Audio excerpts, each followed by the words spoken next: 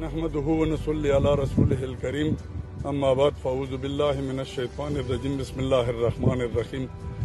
خیبر پختونخوا پولیس چې کومې قربانۍ مخکې ورکړي دي ور روانې دي او دا نور قربانۍ کوي او نور قربانۍ ورکوي. همدغه نه پس به ان شاء الله تعالی چې نور قربانۍ کوو دغه نه پس به نور قربانۍ ورکوو دغه نه پس به ډټ کار ولاړو او ان شاء الله هر قسمه مقابله وکړو چې هر قسمه سخت تکلیف راشي دغه مقابله وکړو. دغه مو مشرانو چې کوم دي د قرباني ورکړي دي او ان شاء الله بیا به ورکوو او ان شاء الله بیا به ورکوو.